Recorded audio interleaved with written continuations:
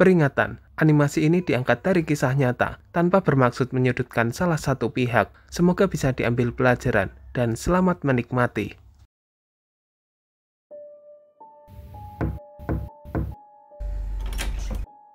Bapak-bapak ini mencari siapa ya? Dan ada perlu apa ya Pak? Datang ke rumah saya pagi-pagi gini. Selamat pagi Bu, mohon maaf mengganggu. Kami dari pihak penagihan, apakah benar ini rumahnya Putra? Betul, Putra itu anak saya. Ada urusan apa mencari anak saya Pak? Gini Bu, kami jelaskan. Anak Ibu memiliki pinjaman sebesar 10 juta rupiah dan sesuai perjanjian, hari ini sudah jatuh tempo untuk pembayarannya. Apa? 10 juta?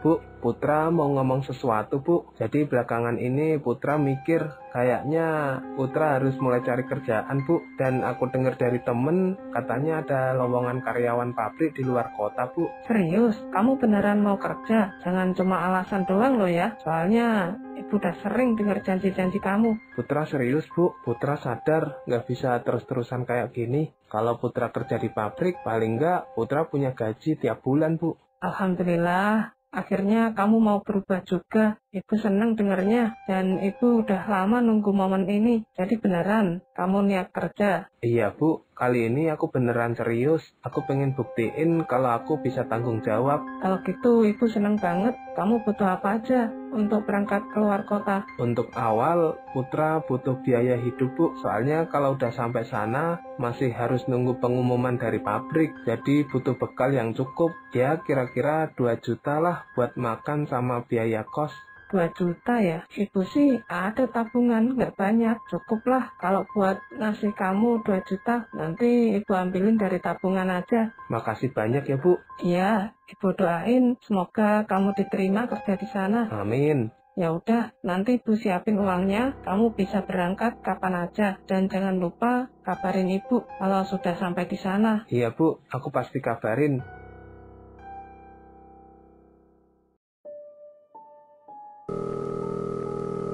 Halo Ki, aku mau ngasih kabar. Jadi malam ini aku fix ikut party bareng teman-teman Ki. Oh gitu. Ya udah, berarti ntar malam kita berangkat bareng aja. Oke siap. Tapi ada satu hal lagi nih. Aku mau minta tolong sama kamu Ki. Minta tolong apaan Put? Kok kedengarannya serius banget? Boleh nggak aku nginep di rumahmu untuk beberapa hari ke depan? Nginep? Tumben, kamu minta nginep di rumahku. Emang ada apa Put? Iya Ki, soalnya aku lagi ada masalah di rumah. Aku nggak mau ribut sama keluarga dulu. Aku cuma pengen nenangin diri aja sementara. Makanya aku kepikiran buat numpang di rumahmu Ki. Ya 5 hari kalau nggak seminggu lah. Oh jadi gitu ceritanya. Masalah apa sih emangnya? Kok sampai nggak mau pulang? Masalah klasik sih Ki. Soalnya aku sering dimarahin gara-gara pulang malam. Jadi aku capek dengernya Ki. Paham sih paham. Ya udah, kalau emang mau nginep di rumahku, aku nggak masalah kok. Asal jaga sikap aja di rumahku. Kamu kan tahu sendiri gimana ibuku kalau di rumah. Kadang suka cerewet juga kalau ada orang yang nginep lama-lama. Oh gitu, gampang itu mah. Aku bisa jaga sikap kok. Tapi makasih banget ya Ki, udah ngizinin. Yoi, santai aja kali kayak ngomong sama siapa aja sih Put. Malam harinya, Putra dan teman-temannya kembali berpesta minum minuman keras. Dan selama beberapa hari, Putra menginap di rumah temannya agar ibunya tidak curiga.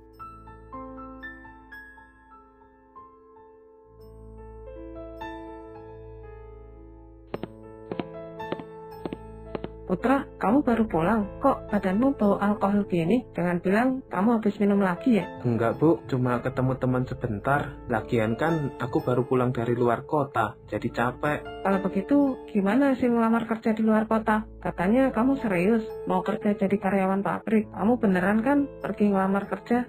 Itu Bu, sebenarnya aku nggak jadi kerja di luar kota Bu, soalnya ada masalah. Nggak jadi. Masalah apa? Terus uang 2 juta yang kamu minta buat biaya berangkat, itu kemana? Ibu ngasihnya juga nyisihin dari kebutuhan sehari-hari loh. Kamu jangan main-main ya. Uangnya habis ditipu Bu. Ada orang yang ngaku calo, yang nawarin lowongan kerja. Katanya bisa langsung masuk kerja lewat dia Bu. Ya saya percaya aja.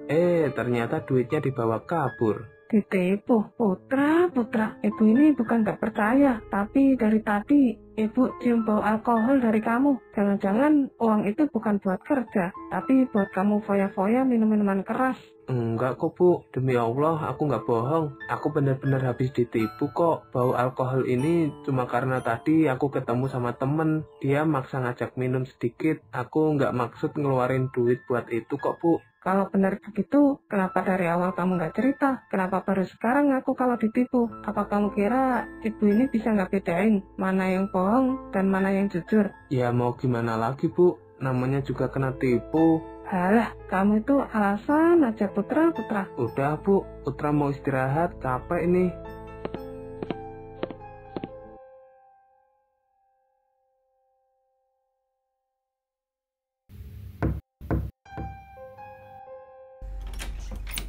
Kak, aku mau ngomong sesuatu, tapi jangan marah dulu ya. Apalagi Put, biasanya kalau kamu ngomong kayak gini, pasti ada maunya. Bukan begitu Kak, aku cuma butuh uang, pinjemin aku uang 2 juta aja Kak. Aku serius, mau daftar kerja keluar kota. Kerja keluar kota? Aku nggak bisa percaya begitu aja sama omonganmu. Ibu udah cerita semuanya ke aku. Kamu pinjem uang 2 juta sama ibu dengan alasan yang sama. Katanya buat cari kerja, tapi kenyataannya uang itu kamu habiskan untuk mabuk-mabukan. Ya itu salahku Kak, aku hilaf waktu itu. Aku beneran nyesel, tapi sekarang aku serius Kak. Aku ada info lowongan, tapi harus ada uang buat biaya pendaftaran dan ongkosnya. Tolonglah Kak, ini kesempatan terakhir buat aku. Kesempatan terakhir? Kamu selalu bilang gitu tiap kali minta uang. Kamu pikir kakak gampang ditipu kayak ibu? Ibu itu polos, makanya kamu bisa bohongin dia. Tega banget ya kamu Put. Ibu itu cuma seorang pensiunan, gak punya penghasilan lain. Uang yang dia kasih itu tabungan dia, hasil ngirit-ngirit tiap bulan. Tapi kamu malah habisin buat minum-minuman. Aku tahu aku salah Kak, aku nggak mau ngulangin lagi. Tapi tolong percaya sama aku kali ini, aku beneran butuh uang. Aku nggak bisa ngasih. Kalau kamu benar-benar serius mau kerja, ya buktikan dulu. Cari kerja yang nggak butuh modal. Ada banyak kok, asal kamu mau usaha. Jangan selalu minta instan, pakai uang orang. Aku bosen denger alasanmu. Jadi kakak sama sekali nggak mau bantu aku. Aku ini adikmu sendiri loh Kak. Kakak mau bantu, kalau itu memang beneran buat masa depanmu. Tapi bantu bukan berarti nyodorin uang setiap kali kamu minta. Itu namanya bukan bantu,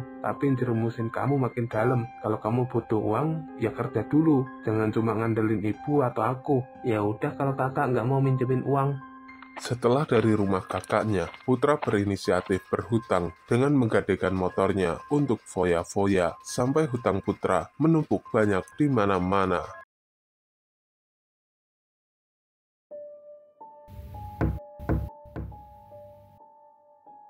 Bapak-bapak ini mencari siapa ya? Dan ada perlu apa ya Pak datang ke rumah saya pagi-pagi gini? Selamat pagi Bu, mohon maaf mengganggu. Kami dari pihak penagihan, apakah benar ini rumahnya Putra? Betul, Putra itu anak saya. Ada urusan apa mencari anak saya Pak? Gini Bu, kami jelaskan. Anak Ibu memiliki pinjaman sebesar 10 juta rupiah dan sesuai perjanjian, hari ini sudah jatuh tempo untuk pembayarannya. Apa? 10 juta? Astaga, sejak kapan anak saya berutang sebanyak itu? Berdasarkan data kami, pinjaman dilakukan sekitar 2 bulan yang lalu. Jadi kami datang ke sini untuk menagih kewajiban yang sudah seharusnya dilunasi. Ya Allah Putra, kenapa kamu bisa sampai begini? Dia tidak pernah cerita sama saya Pak. Saya benar-benar tidak tahu kalau dia punya hutang sebesar itu. Kami mengerti Bu, tapi kewajiban tetap harus dipenuhi. Kami tidak mau tahu pokoknya. Kalau tidak ada pembayaran hari ini, maka konsekuensinya akan semakin berat. Saya mohon beri saya waktu Pak. Saya tidak mungkin bisa langsung membayar 10 juta sekaligus.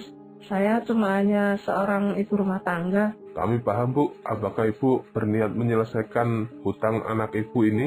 Tentu saja Pak, saya tidak ingin anak saya semakin terjerat masalah, tapi tolong izinkan saya mencicil. Saya akan berusaha keras membayar hutang itu meski sedikit demi sedikit. Kalau Ibu memang berkomitmen untuk mencicil, kami akan mencatat dan mengajukan skema pengangsurannya. Tapi kami butuh kepastian berapa yang sanggup Ibu bayarkan tiap bulan. Mungkin saya bisa sisihkan 2 juta dulu untuk bulan ini. Setelah itu insya Allah saya cicil lagi setiap bulan. Asal jangan datang dengan cara yang menakutkan Pak. Baik Bu, kami tidak berniat untuk nakut-nakuti, kami hanya menjalankan tugas. Kalau begitu kami catat pembayaran pertama sebesar 2 juta rupiah, sisanya akan diangsur sampai lunas.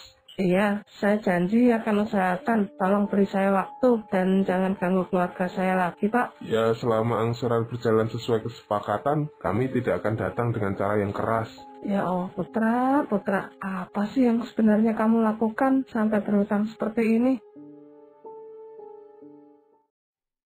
Aduh, gimana ini? Hutangku udah jatuh tempo. Pikiranku rasanya buntu. Gak tahu lagi harus gimana. Kalau aku pulang ke rumah, pasti ibu langsung marah besar. Aku udah sering ngecewain beliau, sering bikin dia sakit hati. Sekarang aku tambah lagi hutang 10 juta yang belum kubayar. Kalau aku coba cari kerjaan sekarang, mana bisa langsung dapat hasilnya. Nyari kerja itu kan butuh proses. Nunggu panggilan, tes ini, itu. Sementara orang yang nagih utang gak mau tahu. Yang penting hari ini harus aku bayar. Duh, aku harus mikirin cara yang cepat ini. Tapi cara cepat apa ya yang aku bisa? Jual barang, tapi udah gak punya barang apa-apa lagi. Pinjem ke temen, mereka juga pasti gak mau ngasih utangan. Apa aku pesugihan aja ya? Katanya kan bisa bikin orang cepet kaya. Sekarang aku harus ngelakuin apapun agar bisa kaya. Aku benar-benar kepepet. Cuma siapa ya yang bisa membantu aku melakukan pesugihan? Oh iya, Firman kan punya om yang ngerti hal-hal gaib. Kalau gak salah, dulu namanya Om Ben deh. Apa aku minta tolong lewat dia aja ya? Aku coba aja deh telepon si Firman. Barangkali dia punya nomornya Om Ben.